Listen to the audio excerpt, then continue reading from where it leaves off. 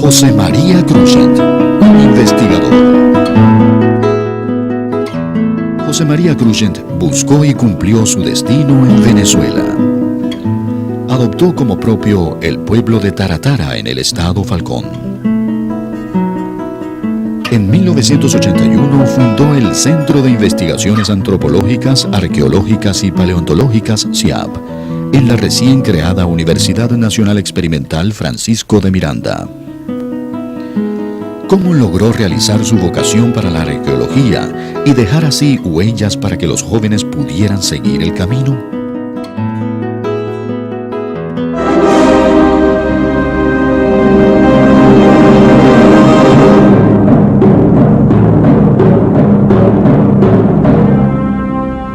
En 1956 llegan a las manos de Cruxent unas extrañas piedras talladas encontradas por un campesino inmigrante portugués de nombre Francisco Figueroa.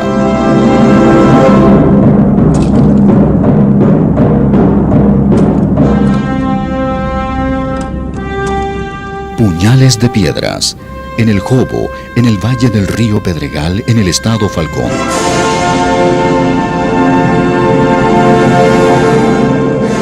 José María Cruxent, un hombre, un científico de origen europeo, encuentra algunos restos de artefactos elaborados en piedras, llamados líticas, en este caso una punta de flecha, con muestras pues, de trabajo muy bien elaborado, y nace pues toda esa inquietud para descubrir el hombre primitivo, es decir, los pobladores tempranos del continente suramericano. Los primeros pues, restos líticos elaborados por el hombre. Y sorpresivamente en la región de Taratara y sus alrededores, me refiero a Taimatayma, Moaco, Carrizal, Quebrado Cando, encuentra otros restos líticos expuestos sobre los sedimentos. Indudablemente que su inquietud por descubrir los restos esqueléticos de este hombre se transforma en su norte de ciencia, como investigador, como naturalista, y comienza por supuesto a tratar de descubrir este hombre utilizando el método clásico que son las excavaciones.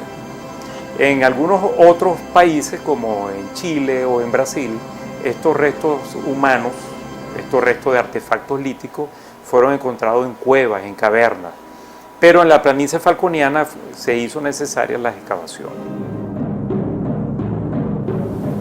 Cruxent acompaña al profesor Royo Gómez, profesor fundador del Museo de Geología de la Universidad Central de Venezuela, en las primeras excavaciones realizadas en Moaco. Estaba haciendo las excavaciones de Moaco con Royo Gómez y le preguntaba, vea, ¿qué tal? No, nosotros estamos haciendo arqueología aquí y tal.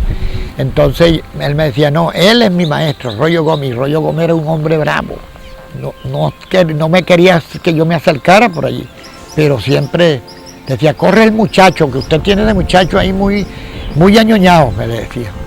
Royo Gómez, en este caso paleontólogo, encuentra también restos de megafauna. Entonces, juntos inician una gran labor.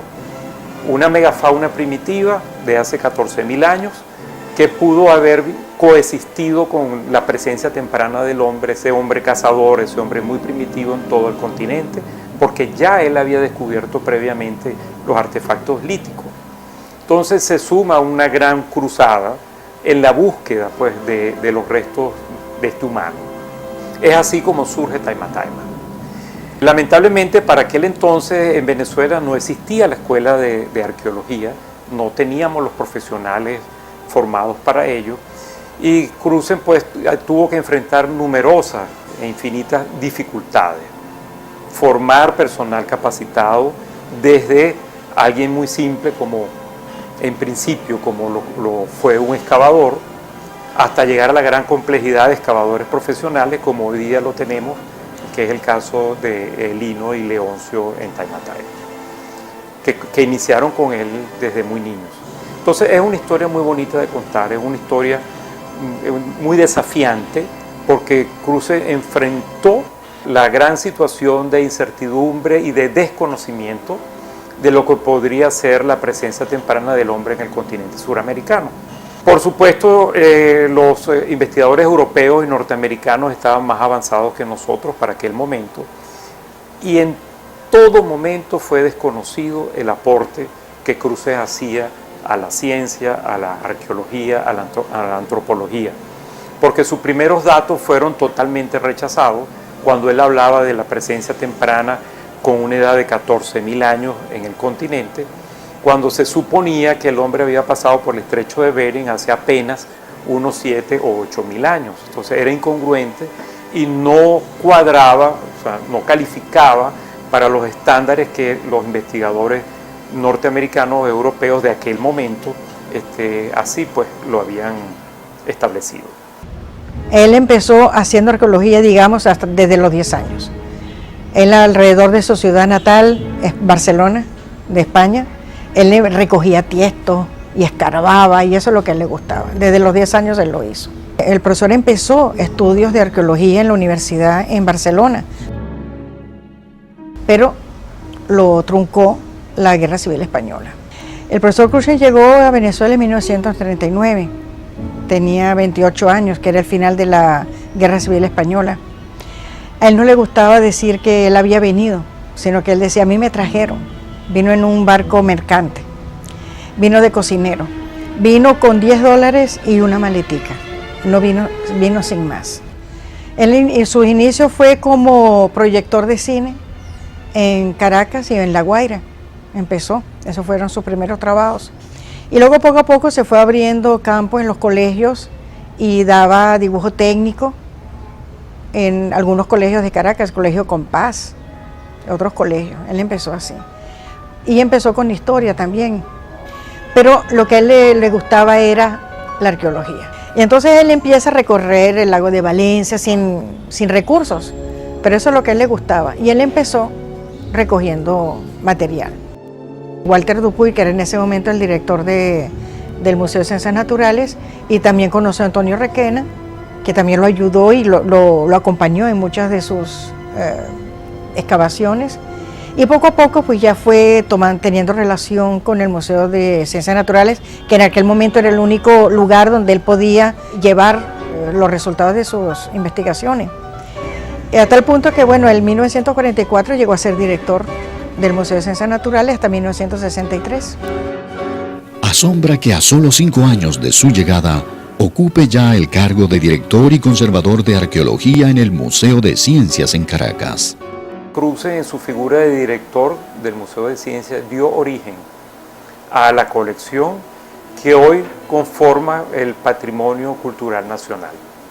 Es uno de los mayores aportes desprendido, como siempre lo fue, y con unas muy buenas relaciones internacionales en la cual se manejó mucho el canje, el intercambio, la apertura de la academia, en la cual también el Museo de Ciencias, a través del aporte que hizo Cruce, pudo conseguir objetos de Colombia, de Ecuador, de Panamá, de Costa Rica, en fin, enriqueció de una manera fundamental esta colección. Durante toda su larga vida, José María Cruzen desarrolla una intensa actividad que lo lleva a recorrer casi la totalidad del territorio nacional. El profesor no estaba en un solo sitio. Él viajó mucho también con el rey Leopoldo de Bélgica, Leopoldo III de Bélgica, que era una persona que le gustaba mucho recorrer y tenía su vena también arqueológica. Con el rey Leopoldo él viajó para Senegal, en Panamá.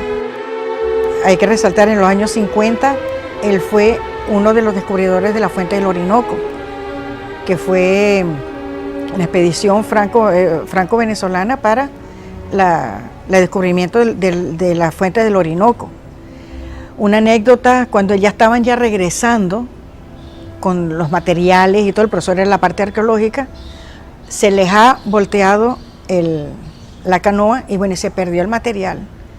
El profesor se devolvió solo, porque él decía que no era imposible que él llegara con las manos vacías. Él se devolvió a seguir a buscar otra vez material. Y yo quiero decir que el profesor Crutzen, mira, en una sola persona se resume toda la amplia gama de las especialidades antropológicas.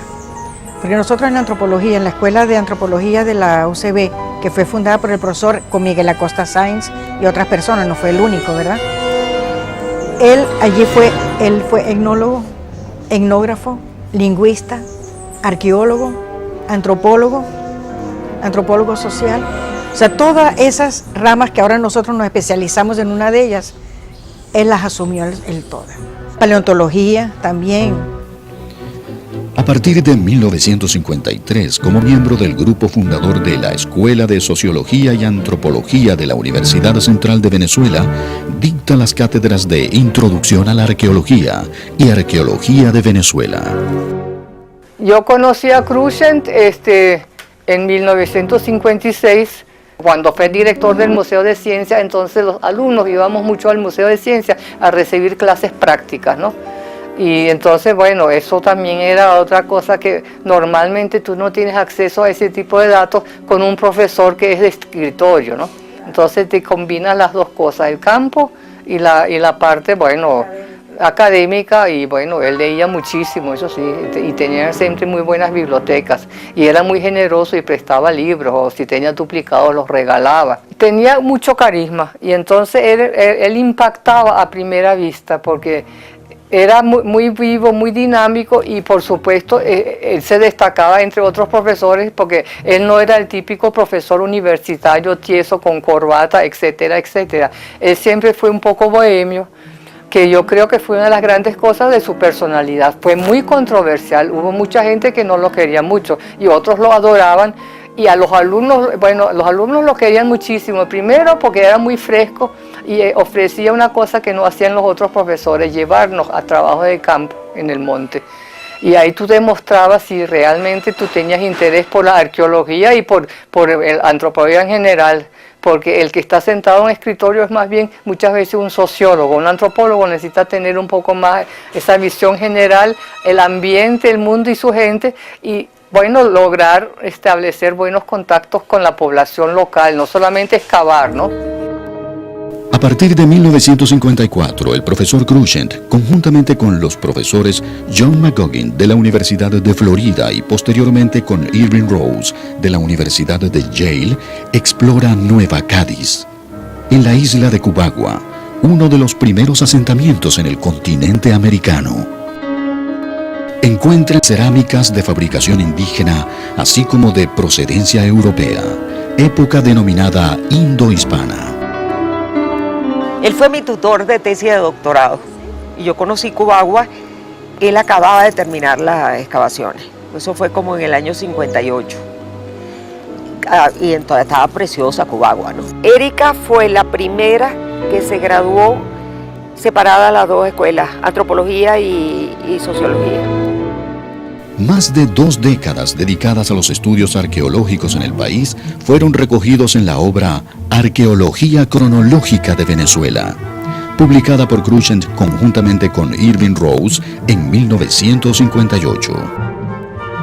La principal contribución de Crutzen a la ciencia antropológica en Venezuela se puede sintetizar en 3 obras. La primera, Arqueología Cronológica de Venezuela, inicialmente publicada en 1958, es el compendio más completo de la arqueología venezolana, me atrevería incluso a decir hasta el momento presente en que hacemos esta entrevista. No hay ninguna obra que la haya ni igualado ni superado. Incluso tú puedes tomar muchas obras de arqueólogos que están publicando ahora y siguen en alguna u otra medida el patrón, la referencia que Crutzen impone en Arqueología Cronológica de Venezuela. Pero más allá de que sirva como obra modélica, es una auténtica obra de síntesis, una obra de mucho trabajo de campo, de una profunda erudición de las obras que se están publicando y también de mucho trabajo de laboratorio.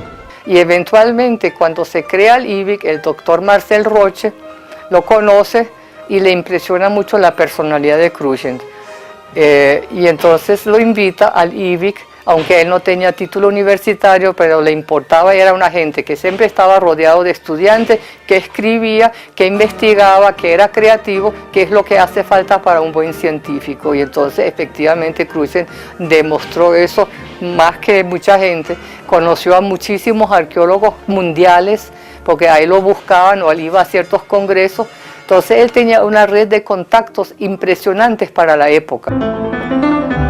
Crutzen participa en la creación del Departamento de Antropología del Instituto Venezolano de Investigaciones Científicas. Con Gabriel Giuliani, investigador del IVIC, crea en 1963 el primer laboratorio de carbono 14 en Sudamérica, para poder fechar los sitios de matanza en la megafauna de Taima, demostrando evidencias claras de actividad humana desde tiempos tan remotos como 14.000 a 12.500 años de antigüedad. Él hizo escuela, no tuvo demasiados alumnos, pero los que tuvo, pues todos le echaron pichón, como quien dice, ¿no? Y sobre todo yo diría que las que más cerca estuvimos y quizás las que más trabajamos fuimos Alberta Sucre y yo. Una vez derrotada la dictadura de Pérez Jiménez, nace una suerte de poética de la subversión.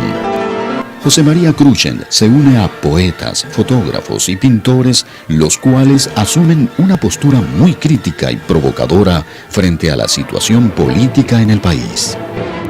Él perteneció al Techo de la Ballena, que fue una agrupación donde estaban poetas, escritores, pintores, escultores. Fue rebelde y estaban en contra también del gobierno, ¿no? En ese momento. Entonces, ¿qué utilizaban? Decía, la civilización tiene dos partes, tiene productos acabados, pero también tiene desechos. ¿Qué utilizaban ellos? Los desechos. Tuvo una importante, él expuso, pero él mismo no le daba el valor que tenían sus cuadros. La obra de Crutzen es son como pieles telúricas, y en la obra plástica de Crutzen, a pesar de que es informalista, y se supone que el informalismo era azaroso, que no había un plan preconcebido para la realización de la obra, yo siento en esa obra de Crutzen que está la tierra, y observo que sus obras son como metáforas de la tierra, de esa tierra que él tanto conocía, del interior de esa tierra que él tanto conocía. Esas texturas que observamos en su obra son pieles, son texturas de la tierra, porque a veces olvidamos a los precursores. Renovó, le mostró a los artistas venezolanos que las artes plásticas, la pintura, podía echar mano de otros elementos, que no solo era el color y los pigmentos, pues, sino que la materia también era importante para presentar un discurso plástico.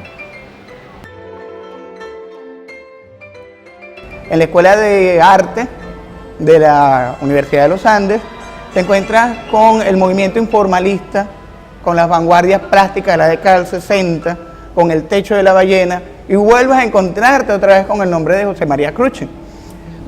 Pero en el trabajo plástico vanguardista de Crutzen, la comunicación se produce en otros términos.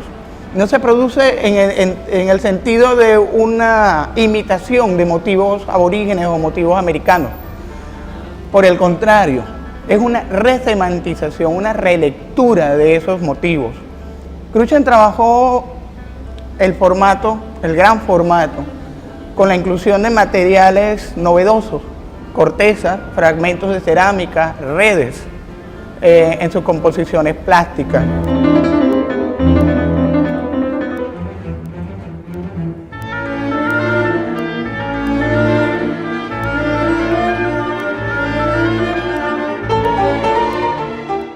Mediados de la década de los años 50,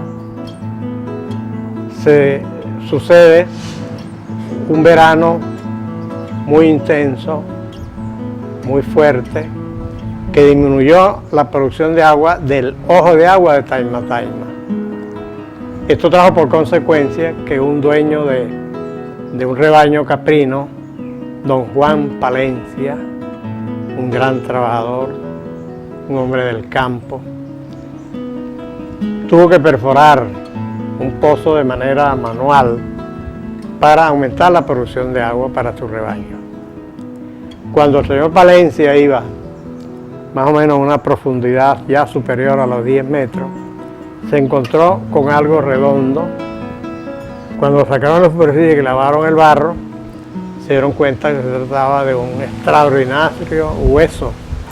¿Qué hizo el señor? Lo lavó y lo enterró frente a su humilde vivienda para que sirviera de taburete a sus visitantes. Mi padre me contó, fuimos a Taima Taima, observé el enorme hueso y les dije que yo tenía un profesor de biología, español también como Cruzen, el profesor Francisco Gutiérrez, profesor de biología, y él en una oportunidad nos había hablado de los animales de la megafauna, animales prehistóricos. En Taima Taima, el profesor Gutiérrez nos dijo que sí, que eso pertenecía a animales de la megafauna, que él conocía un profesor Cruzen, que era director del Museo de Ciencias Naturales de Caracas, que él le contaría esto y lo invitaría a venir a Taratara. Así es, de esta manera, como el profesor Cruzen conoce a Taratara y bueno, se radicó allí, en ese pueblo.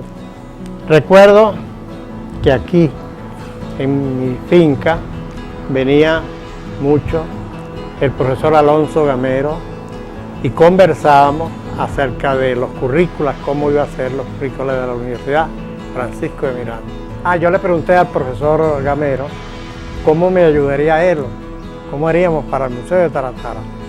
Él me dijo, no, Julio, la mejor forma es el museo in situ. Colocar los huesos allí donde los consigue Cruzen, que los exhiba, y es hasta mejor desde el punto de vista científico que los visitantes internacionales vengan y aprecien el yacimiento arqueológico de Taima Taima.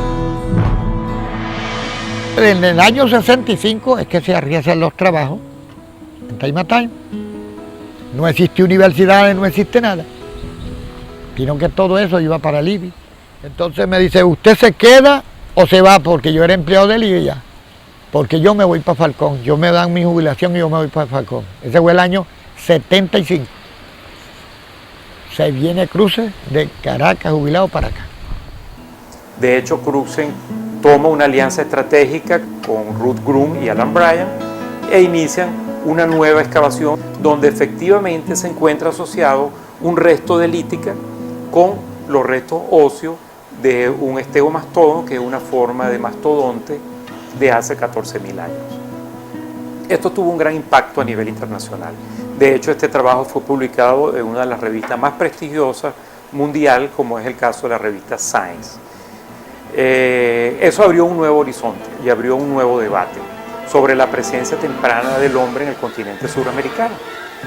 Luego pasaron unos 20, 30 años de silencio, hasta que luego se cuenta la otra mitad de la historia, en la cual comienzan a descubrirse en la región de Chile, así como en Brasil, en una cueva, Toca do Sosso, el nombre que lleva esa cueva, restos de lítica asociados con megafauna de edades entre 15 a 16.000 años. De tal manera que el hecho de que Cruzen haya encontrado en Taima Taima 14.000 años, ya para este momento no era descabellado.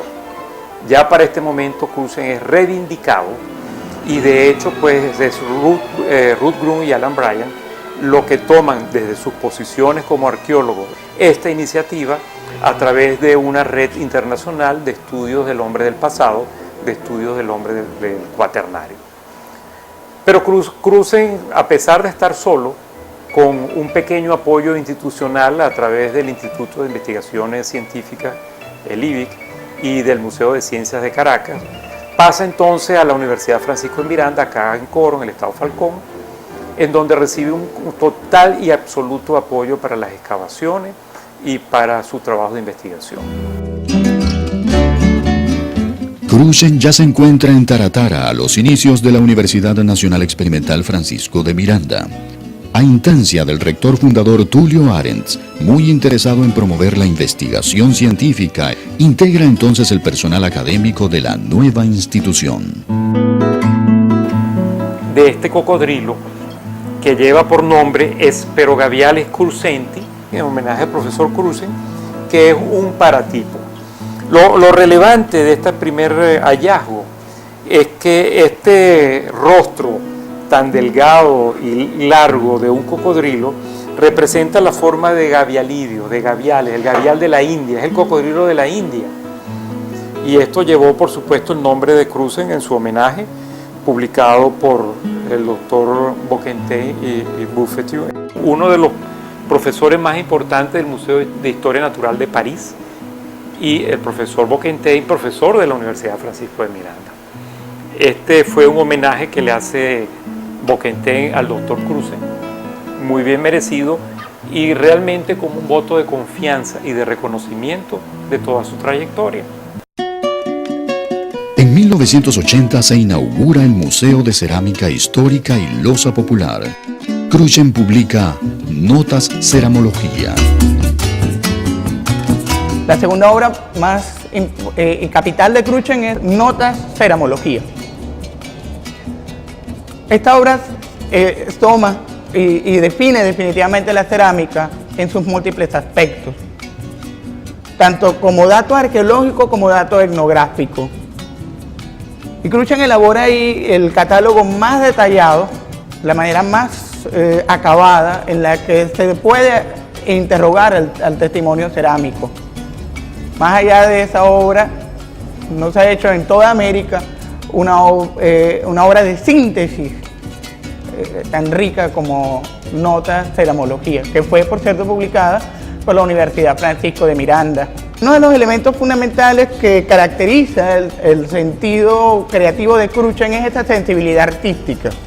Incluso en sus obras científicas más rigurosas está presente, se palpa, se puede leer entre líneas.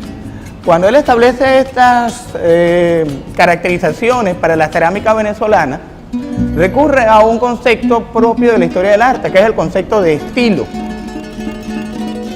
Y de hecho es un elemento fundamental en las descripciones cerámicas que hace, la decoración, los colores, los motivos que están presentes en la elaboración de la cerámica. Un 29 de septiembre de 1986 funda el Museo Taller Escuela Ángel II López en Taratara, basado en el principio de enseñar haciendo. Muy ingeniosamente el profesor Cruzen recoge materiales de desecho y con ellos fabrica, ¿verdad?, instala equipos admirados por los niños, una cuestión muy importante para la cultura infantil. En 1987, José María Cruzen recibe el Premio Nacional de Ciencias otorgado por el CONICYT. Hubo un acto protocolar en Caracas y una gran fiesta en el pueblo de Taratara. Muy sencillo, porque todo el mundo preguntaba, yo tenía la maneta y todo él preguntaba quién será el homenajeado, quién será. Él tenía una franelita, una almilla blanca, franelita, y aquella gente andaba todito con ellos, palto y corbata y no sabe. Y él tenía unas botas grandes, altas, un pantalón sencillo azul como él se ponía, como este que yo tengo, y una almilla blanca. Y su cachimbo. Y cuando vieron el homenajeado, decían quién será la gente. Cuando lo vieron que era el homenajeado, mira, la gente se quedaba asombrada porque era tan sencillo. ¿Ves? Así recibió el premio, no vestido en corbata, con una franela, una almilla blanca. Su cachimbo y allá muy sencillo. El profesor Cruzen publica conjuntamente con Emiro Durán Márquez y Nelson Mateus la importante obra Loza Popular Falconiana. Loza Popular Falconiana. Eso revoluciona definitivamente la manera en que se venía viendo la producción de loza, de cerámica popular. En conjunto era una producción más o menos despreciada por los grandes centros de investigación, por los cultores del arte oficial. Todo lo que tenía que ver con loza popular era visto meramente como artesanía. Son una serie de cacharros que la gente produce para adornar un rinconcito de la casa o para una función muy específica en la cocina. Crutzen revalida la lectura de la loza popular, en primer lugar como un testimonio de nuestra contemporaneidad, con valores estéticos propios. Y en segundo lugar, como un testimonio de tipo arqueológico, como herencia de los modos de hacer de las sociedades precolombinas y de las sociedades europeas que llegan a América en el siglo XVI. Los 500 años de la llegada de Colón a América, el encuentro de dos mundos, se celebra en la Isabela, en la isla de Santo Domingo. En 2002 se publican 3 libros como resultado de los estudios realizados por el profesor Cruxent, conjuntamente con la investigadora norteamericana Kathleen Deegan. Por cierto, la universidad le dio el doctorado honoris causa y él decía que él era venezolano. Pues llegó a los 28 años, murió a los 94 años. Mucho más de que, ¿verdad? Entonces él era un venezolano de corazón y también un venezolano de alma. Uno de sus delirios, los gatos. Donde él iba, tenía que tener gatos. Siempre tenía gatos y estaba rodeado de gatos, que eran animales que él, bueno, me parecían misteriosos, ¿no? Creo que la Universidad Francisco de Miranda, Venezuela como tal, tiene un gran desafío y el gobierno nacional ha aceptado este desafío.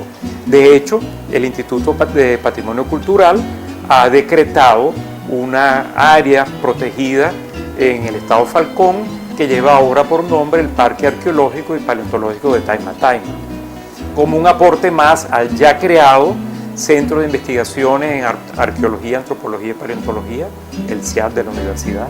El nombre originario del centro fue el Museo del Hombre, era el centro del hombre, el estudio del hombre, buscando pues el hombre desde la presencia temprana de este paleoindio, que en Europa pues se le conoce como el hombre de la edad de piedra, pero realmente la terminología que utiliza Cruxent es paleoindio y así lo respetamos y así lo aceptamos. Creo que los venezolanos debemos prestar más atención a este patrimonio, a este recurso que si bien es cierto que ha sido conservado, merece y vale la pena y es nuestra responsabilidad su estudio científico, académico, pero también es nuestra responsabilidad la divulgación. Si no divulgamos todos estos objetos y estos materiales, esto realmente queda una gran incógnita y esto no solamente nos lleva sino a la oscuridad. Yo pienso que los jóvenes investigadores, los jóvenes científicos deben comenzar a encender la luz, a abrir estos anaqueles, estos gabinetes y contar la historia. Cuando Cruxent obtiene el Premio Nacional de Ciencias en 1987, se lo dedica al estado Falcón. Y cito, en mi carrera, dijo en aquella ocasión, la mayor satisfacción la he encontrado en los años de mis investigaciones en territorio falconiano. Me he hecho en Falcón, se lo debo a esta tierra, verdaderamente porque yo soy un provinciano y por retrueque el premio pertenece a Falcón, a su universidad y a los coreanos.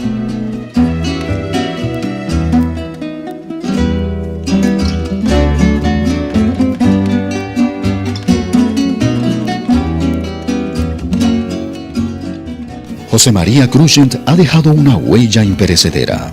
Su espíritu tesonero y rebelde sigue presente en los pasillos del Balcón de los Arcaya, en la zona colonial de la ciudad primigenia del continente americano, Santa Ana de Coro. Cruxent seguirá siendo de inspiración para los jóvenes con vocación para la arqueología en Venezuela. Amor mío al alba, al alba,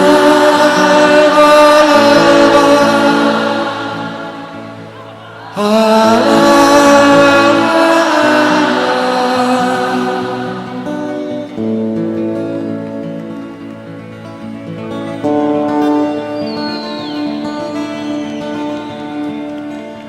Los hijos que no tuvimos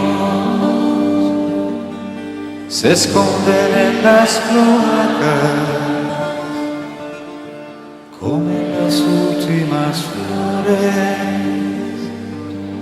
Parece que adivinara que el día que se avecina viene con hambre atrasada. Presiento que tras la